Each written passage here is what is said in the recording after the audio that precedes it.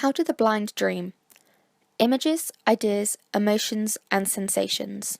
A dream. Whether it's short or long, whether you can or can't remember it, everyone dreams. But what do people that can't see in their dreams?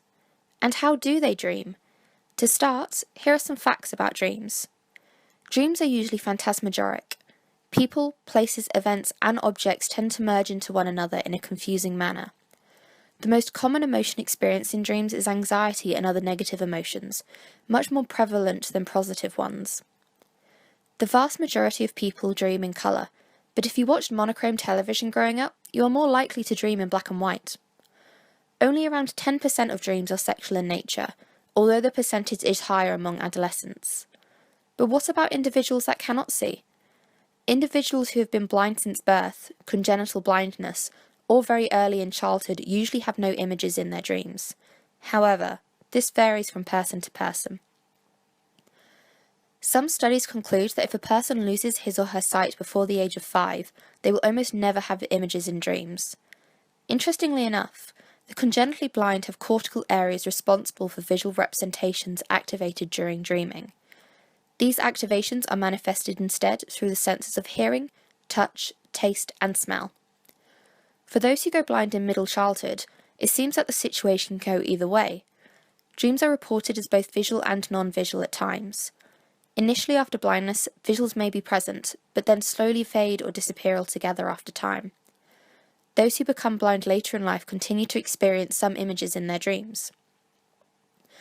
What do the blind dream about? In a study published in February 2014 by a group of Danish researchers in sleep medicine, 18% of the blind participants, both congenital and later onset, reported tasting in at least one dream. 30% of the blind reported smelling in at least one dream. 70% of the blind reported a touch, sensations. 86% of the blind reported hearing. When looking solely at the congenitally blind group, 26% tasted, 40% smelled, 67% touched, and 93% heard in at least one dream. Despite these sensory differences, the content of dreams is not much different in the blind and the sighted. Both groups reported about the same number of social interactions, successes, and failures in their dreams. However, the blind group had a lot more nightmares. 25% compared with only 7% of the later onset blind group and 6% of the sighted control group. This difference held even after the research is controlled for sleep quality, which is generally poorer among the blind. This increased number of nightmares could be because of evolution, where nightmares can be seen as threat simulations as a mentally harmless way that the human mind can adapt to the threats of life. Basically, the nightmares give someone an opportunity to rehearse the threat perception with the avoidance of having to actually cope with the threat. Oftentimes, a recurring theme in the dreams of many blind people, congenital or not, is transportation, possibly because that is something that often gives them trouble in real life.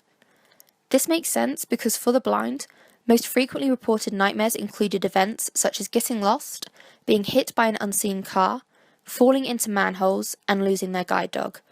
A greater number of recurring threats than the sighted in everyday life, hence the increased number of nightmares. Although the other senses take over in dreams for the blind, especially for the congenitally blind, a 2003 study conducted in the EEG/sleep laboratory Centro de Estudos Egas Manis Faculdade de Medicina de Lisboa in Portugal showed that when it came to visually recalling and recreating a dream, there was no statistical difference between the blind and the sighted. When asked to create a graphical representation of a dream in the form of a drawing, blind subjects were able to create drawings of dream scenes that accurately represented the eneric scenes they had verbally described earlier. Between the calculated mean for complexity and the content of the drawings, no statistical differences were found between the groups. In both groups, landscapes were present in 70% of the drawings, objects in 90%, human figures in 10%. So what does this mean?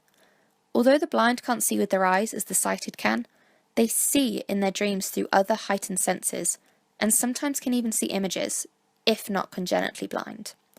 They dream about the same things as the sighted, although they have nightmares more frequently. And the most surprising finding? The lack of the sense of sight in dreams does not hinder the blind from describing nor representing their dreams graphically, with accuracy and complexity being statistically the same as the cited control group.